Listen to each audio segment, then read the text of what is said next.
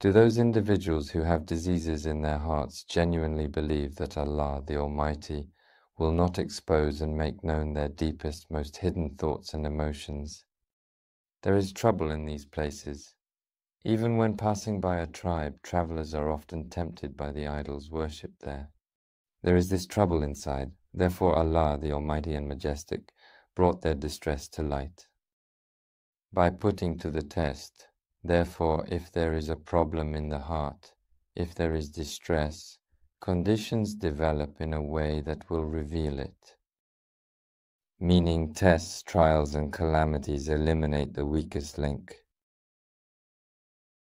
Our weakest link is the source from which the test for the days ahead will come.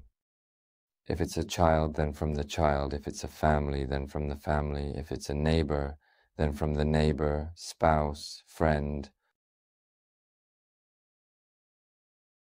What type of defective situation inside is connected to the decree of Allah regarding business competitors, colleagues, property, wealth, fortune, inheritance, and other similar matters of importance, significance, and relevance? Such thing. If he comes across an event that will expose his true identity, he must wait in line. He arrives. In that respect, they will live with this trouble inside. So on the day of judgment, O Lord, there was a distress among them.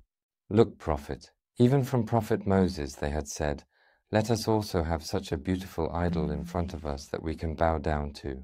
It stayed. These are issues. Allah leaves us with no words to say. It brings out the conditions, neither related to us nor to them. So what is being trialed? There is a disease in a person, there is a troublesome situation related to that issue, and Allah brings it before him, keeps him alive, or the person heals himself, treats himself before his time. He observes his flawed aspect, labors on it, labors as though he were in such a circumstance, and mends himself. You might perceive that Allah, the All-Powerful, eliminates him from such an ordeal. Because already, and we test you with evil and good as a trial, meaning Allah manages life solely to test with both good and bad means.